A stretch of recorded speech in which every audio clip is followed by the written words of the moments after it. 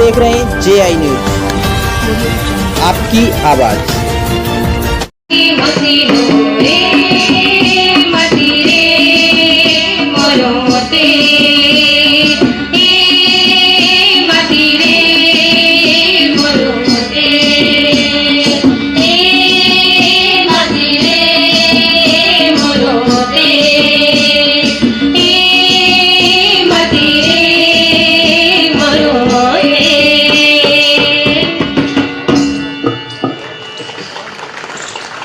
साथियों, भी आप द्रौपदी कन्या इंटर कॉलेज की छात्राओं द्वारा गाया जा रहा माटी गीत गाँव आनंद दे रहे थे।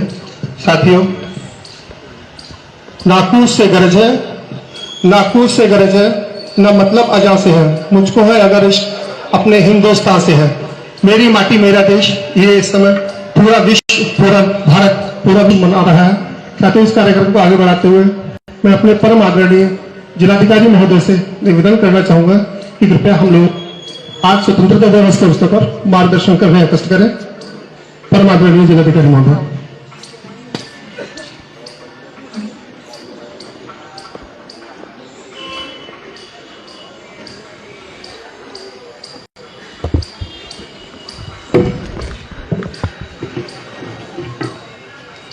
स्वतंत्रता दिवस के इस राष्ट्रीय पावन पर्व पर सर्वप्रथम हम इस देश को आजादी दिलाने के लिए अपने प्राणों की आहुति देने वाले भारत माता की वीर सपूतों को अपना श्रद्धा सुमन और अपनी श्रद्धांजलि अर्पित करते हैं। भारत अंग्रेजों की गुलामी के खिलाफ बहुत पहले से, यानी कि 1857 से निरंतर लड़ाई लड़ते हुए अंततः 1947 15 अगस्त को यह दिन, जिसे हम अपनी स्वतंत्रता का दिन, स्वतंत्रता दिवस के रूप में मनाते हैं, उसे प्राप्त कर सका।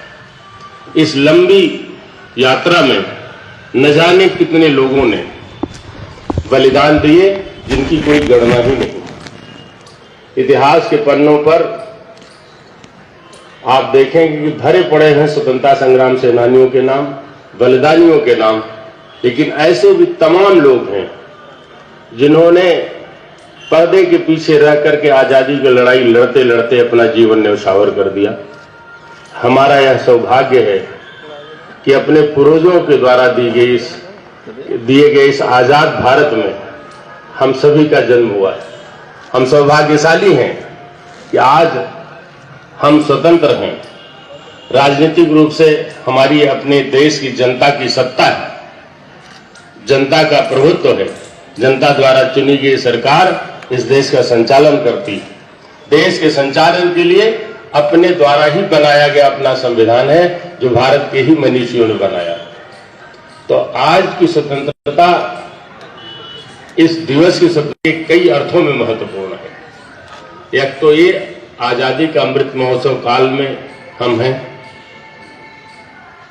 यह वह समय है जब हम अपने पिछले इतिहास को देख सकते हैं कि 1947 से लेकर आज तक भारत में विभिन्न क्षेत्रों में किस प्रकार से प्रगति हुई है, कहां से शुरू करके आज देश कहां तक पहुंचा है और अगला हमारा गंतव्य क्या है। इतिहास तो आप देख सकते हैं, लेकिन आप भविष्य कहां तक जाएंगे इसकी केवल योजना बना सकते हैं, और योजना ऐसी बना सकते हैं जो आपके आदर्श के रूप में रहे, जिसके लिए आप निरंतर प्रयासशील रहें। महात्मा गांधी ने एक जगह कहा है, वो आदर्श बहुत छोटा है जिसे आपने हासिल कर लिया। यानी हमारा आदर्श बहुत ही ऊंचा होना चाहिए, हमारा विजन बहुत ऊंचा होना चाहिए। तो हमारे देश में आजादी के बाद से जितने महापुरुषों ने इस देश का नेतृत्व किया, चाहे जिस रूप में किया, जिन महापुरुषों ने नेतृत्व किया, उनका एक विजन था, उनकी एक दृष्टि थी। वह दृष्टि संपूर्ण भारत के विकास से संबंधित थी। यहाँ के हर नागरिक के सर्वांगीण विकास को ध्यान में रख करके बनी हुई दृष्टि थी, उसको उन्होंने अपनी नीतियों में व्यक्त किया। ये तो आप जानते हैं, जब अंग्रेज देश छोड़कर चले गए, 1947 में स्वतंत्रता मिल गई, पंडित जवाहरलाल नेहरू प्रथम प्रधानमंत्री बन गए। जनता की संप्रभुता के प्रतीक प्रधानमंत्री जी जब लाल किले से संबोधन किए, उसी समय इस देश का प्रत्येक नागरिक समान रूप से राजनीतिक रूप से स्वतंत्र हो गया। कितनी अद्भुत विशेषता इस देश के संविधान की है। प्रत्येक नागरिक को समान अधिकार है, समान राजनीतिक अधिकार है। हर व्यक्ति राजनीति के क्षेत्र में अपनी क्षमता, अपने परिश्रम, अपने प्रयास, अपने नेतृत्व के बल पर एक सामान्य मतदाता से चल करके देश का प्रधानमंत्री बन सकता है, देश का नेतृत्व कर सकता है। यह हमारी आजादी, हमारी राजनीतिक स्वतंत्रता और राजनीतिक समानता का परिणाम है। बहुत सारे विश्व के तथाकथित विकसित देशों में भी आम मताधिकार प्राप्त बहुत दिनों तक नहीं था, लेकिन भारत के संविधान ने प्रारंभ से ही प्रत्येक नागरिक के वोट का एक महत्व, समान अधिकार, समान मूल्य, चाहे आप किसी छोटे पद पर बैठे हों और चाहे कितने बड़े पद पर बैठे हों, आर्थिक रूप से संपन्न हो या आर्थिक रूप से विपन्न हो, विकासशील हो, लेकिन आपके मत का महत्व केवल एक है, उसकी वैल्यू एक है। यह समानता की दृष्टि है संविधान की। तो राजनीतिक स्वतंत्रता तो उसी समय मिल गई, लेकिन हमारे देश के नेताओं के सामने सबसे बड़ा चैलेंज, सबसे बड़ी चुनौती थी देश में व्याप्त गरीबी, देश में व्याप्त सामाजिक असमानता, भेदभाव, उच्चावच का बोध, इन सबको हटा करके एक समरस समाज की स्थापना, ऐसे समाज की स्थापना जिसमें कोई बहुत ज्यादा गरीब न हो और कोई बहुत ज्यादा संपन्न भी न हो। ऐसा न हो कि एक दूसरे को खरीदता ही रहे। अगर राजनीतिक, किसी भी स्वतंत्र राजनीतिक रूप से स्वतंत्र देश में अगर आर्थिक विषमता इस स्तर की है कि एक वर्ग दूसरे वर्ग को पूरे के पूरे अपने आर्थिक समृद्धि के बल पर खरीद ले, तो उसका महत्व नहीं रह जाता।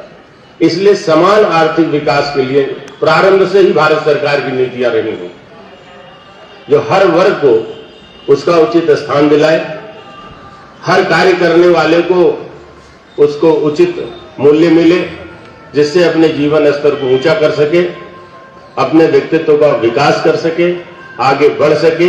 इसीलिए आर्थिक समानता भारत का एक लक्ष्य रहा है प्रारंभ से, और ऐसी ही नीतियां समय समय पर भारत की बदलती नहीं है। यहाँ जो लोग पढ़े लिखे हैं, संविधान पढ़े हैं और भारत की अर्थनीति में रुचि रखते हैं, वो जानते हैं कि शुरुआती दौर में प्रधानमंत्री जी ने जो मॉडल दिया था वो नेहरू महालनोबिस मॉडल के नाम से प्रसिद्ध रहा, जिसमें प्राइवेट सेक्टर और पब्लिक सेक्टर, प्राइवेट सेक्टर का क्षेत्र बहुत छोटा था और ज्यादा से ज्यादा पब्लिक सेक्टर यानी भारत सरकार, राज्य सरकार अपने तरफ से विकास के कार्यों को संपन्न कराती रही। सड़क है, बिजली है, पानी है, नहरें हैं, बड़े बड़े अस्पताल हैं, बड़े बड़े शैक्षिक संस्थान हैं, इन सब का विकास पब्लिक सेक्टर में सारी कंपनियों ने किया। धीरे धीरे धीरे धीरे देश काल परिस्थिति और आवश्यकता के अनुसार इन नीतियों में बदलाव होता रहा। अब निरंतर निवेश बढ़ रहा है, अब व्यक्तिगत उद्यमिता को प्रोत्साहन है। माननीय प्रधानमंत्री जी ने startup, stand up and make in India के तमाम ऐसे उद्घोष किए हैं और उसका देश के में असर दिख रहा है, उसका परिणाम दिख रहा है। आज का युवा आगे बढ़ रहा है, अपने रोजगार का अवसर किसी और के घर नहीं ढूंढ रहा है, वो रोजगार का अवसर खुद तैयार कर रहा है, औरों को रोजगार दे रहा है। तो ये जो आत्मनिर्भरता का भाव है आर्थिक क्षेत्र में आए, ये भारत के संविधान की स्वतंत्रता दिलाने वाले सभी महानायकों की परिकल्पना रही है कि भारत का हर नागरिक राजनीतिक रूप से, आर्थिक रूप से, सामाजिक रूप से समान रहे। सामाजिक समान भी दिन आ गई जिस भारत का संविधान लागू हो गया। भारत का कोई भी नागरिक जाति, धर्म, क्षेत्र के आधार पर उस पर अंतर नहीं किया जा सकता। सभी समान है, चाहे वो किसी भी जाति में पैदा हुआ हो, चाहे वो किसी धर्म में पैदा हुआ हो। और इस समानता के अधिकार को सुनिश्चित करने के लिए, क्योंकि हमारी परंपरा में विषमता थी, यह मान्य सत्य है, इसे कोई अस्वीकार नहीं कर सकता। पीढ़ियों से भेदभाव रहा है, माने एक वर्ग श्रेष्ठ और दूसरा वर्ग अवर माना जाता रहा। इसको समाप्त करने के लिए संविधान में, फंडामेंटल राइट्स में ये अधिकार दे दिए गए कि सभी समान है। और इसको लागू करने के लिए टाइम टू टाइम बहुत सारे अधिनियम आए हैं। अगर कोई विभेद करता है तो विभेदकारी व्यक्ति पर दंडात्मक कार्रवाई का प्रावधान अनेक अधिनियमों में है, इसे आप सब लोग जानते हैं। और ये बहुत अच्छी बात है कि समाज उसी दिशा में बढ़ रहा है। अब हर व्यक्ति की एक इच्छा है कि किसी ढंग से प्रगतिशील बने, और जैसे प्रगतिशील बन सकता है, जिसके भी सहयोग से प्रगतिशील बन सकता है, उसके साथ वो आगे बढ़ रहा है। आजादी हमारे पास थी, हर व्यक्ति को अपनी आस्था, विचार और पूजा पद्धति के अनुसार उपासना करने की ये जो सहिष्णु संस्कृति रही है इस देश की, उसमें ही नहीं थी। और संविधान के आ जाने से स्वतंत्र भारत में उस पर भी किसी प्रकार का भेदभाव अगर करता है तो अब उस पर दंडात्मक शक्ति का भी प्रयोग किया जा सकता है। हालांकि यह बहुत गर्व की बात है कि इस देश में यह प्रारंभ से ही रहा है कि धार्मिक दृष्टि से एक व्यक्ति दूसरे के प्रति सहिष्णु रहा है। तो संपूर्ण स्वतंत्रता का जो निहितार्थ है, राजनीतिक स्वतंत्रता के साथ साथ आर्थिक स्वतंत्रता, सामाजिक स्वतंत्रता, धार्मिक स्वतंत्रता और व्यक्ति की गरिमा, ये बनी रहे। ये बिना स्वतंत्रता के संभव नहीं है। इसीलिए स्वतंत्रता का इतना महत्व है, किसी देश के स्वतंत्र होने का इतना महत्व है। और हमें गर्व है कि हम स्वतंत्र राष्ट्र में पैदा हुए हैं, स्वतंत्र राष्ट्र में हम लोग जिएंगे और स्वतंत्र राष्ट्र में ही रहेंगे और अपने राष्ट्र के लिए ही अपना जीवन देंगे। हम निश्चित ही, एक बात प्रधानमंत्री जी बहुत अच्छे से कहते रहे अपने वक्तव्यों में कि आप में कई लोग होंगे, बहुत लोग होंगे कि स्वतंत्रता की लड़ाई में आप नहीं थे, नहीं तो आप भी योगदान करते।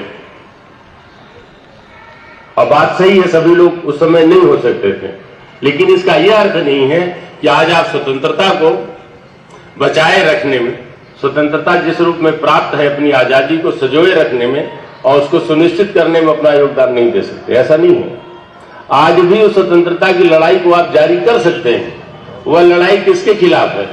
वो लड़ाई गरीबी के खिलाफ है, बेरोजगारी के खिलाफ है, अकर्मण्यता के खिलाफ है, भेदभाव के खिलाफ है, अपने कर्म से विमुखता के खिलाफ है, बीमारी के खिलाफ है। माननीय प्रधानमंत्री जी ने गंदगी के खिलाफ लड़ाई के लिए आह्वान किया था 2014 में। आप जहां हैं, जिस पद पर हैं, जिस पेशे में हैं, वहां अगर आप रहकर अपने कर्तव्यों का पालन करें तो आप स्वतंत्र भारत में अपना योगदान कर रहे हैं। चाहे वो आप सीमा पर खड़े हों, चाहे आप स्कूल में अध्यापन का कार्य कर रहे हो, या सरकारी अधिकारी कर्मचारी के रूप में आप किसी कार्यालय में काम कर रहे हो। अपने कर्तव्यों की निष्ठापूर्वक अगर आप पालना कर रहे हैं, उसका अनुपालन कर रहे हैं, निर्वहन कर रहे हैं, तो आप स्वतंत्र भारत के विकास में अपना योगदान कर रहे हैं।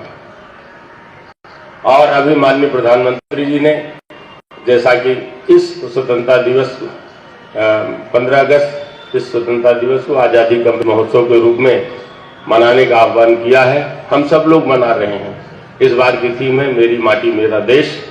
अभी बच्चों ने बड़ा सुंदर गीत गाया। अपनी माटी से लगाव होना चाहिए, क्योंकि इसी माटी में आप पैदा हुए हैं, यहीं विलीन होने वाले हैं। यह आपका घर है, यह आपकी मातृभूमि है, ये माँ की गोद है। हमारे यहाँ बहुत पहले से कहा है, अथर्ववेद में कहा है, माता भूमि पुत्रो अहम पृथिव्याः। भूमि ही आपकी माँ है, आप इसके पुत्र हैं। तो जिस प्रकार से माँ की रक्षा के लिए पुत्र आगे बढ़ता है, वैसे देश की रक्षा के लिए हर नागरिक को तैयार रहना चाहिए। वो जिस भी लायक मनमोहन इस देश की आजादी, माँ की के सम्मान और गौरव की रक्षा के लिए उसे तत्पर रहे। अभी इस अवसर पर मैं, यदि आप सब लोगों ने प्रण लिए हुए हैं, फिर भी मैं चाहूंगा कि एक बार पंच प्रण यहाँ बैठे सभी सारे लोग ले लें। आप जरा फाइल उठाइए।